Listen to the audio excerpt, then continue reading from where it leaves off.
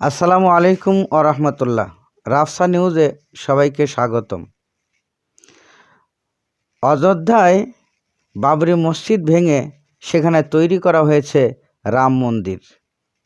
মসজিদের এই জায়গাটি রাম মন্দিরের নামে এখন নামকরণ করা হয়েছে।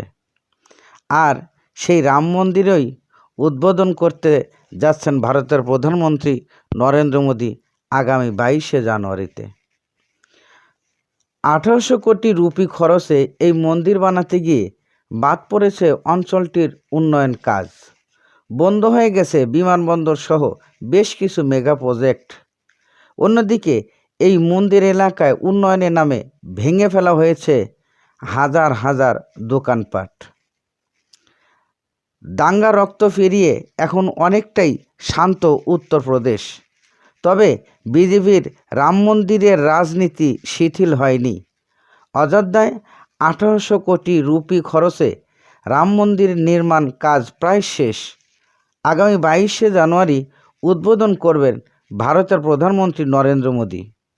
বিশ্লেষকরা বলছেন, লোকসভা নির্বাচনে মোদির ভোট ব্যাংকে তুরুপের তাস হিসেবে আছে এই রাম মন্দির।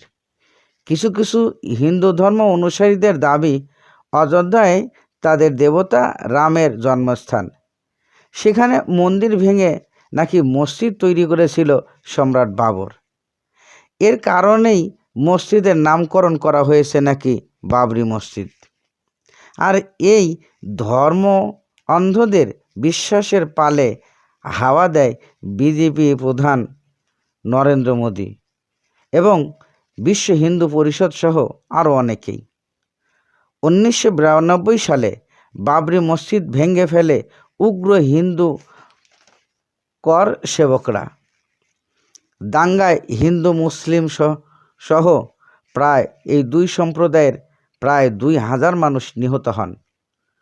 মন্দির বানাতে মসজিদের পুরো জমিতেই দেওয়া হয় রায় সুপ্রিম কোর্টের পক্ষ থেকে। মন্দির নির্মাণে অযোধ্যায় জমির দাম যেমন বেড়েছে, তেমনি কপাল পড়েছে হাজারো মানুষের। উন্নয়নের দোহাই দিয়ে 4000-এরও বেশি দোকানপাট ভেঙে ফেলেছে সরকার। অধিগ্রহণ করা হয়েছে বসতবাড়ি এবং জমি, তবে ক্ষতিপূরণ দিয়েছে নামমাত্র। সুপ্রিম কোর্টের নির্দেশ দেওয়ার পর জমির দাম অন্তত 10 গুণ বেড়েছে। সেখানে ব্যবসার নানা ক্ষেত্র তৈরি হয়েছে। এদিকে ধর্মীয় এই মেরুকরণে বঞ্চনার অভিযোগ করেছে অযোধ্যায় বাস করা 5.5 লাখ মুসলমানদের সাথে অন্যায় করা হয়েছে, অবিচার করা হয়েছে। মুসলমানেরা এই রায় কখনোই মেনে নেয়নি। মুসলমানেরা বলছে যে তাদের হৃদয়ে রক্তক্ষরণ হচ্ছে, কিন্তু লাভ কি? সুপ্রিম কোর্ট থেকে তো রায় হয়ে গেছে।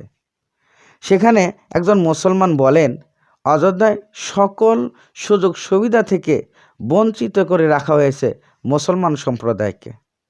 বিশ্লেষকরা বলছেন, মন্দিরের নির্মাণ কাজের আড়ালে চাপা পড়েছে অঞ্চলটির উন্নয়ন কাজ।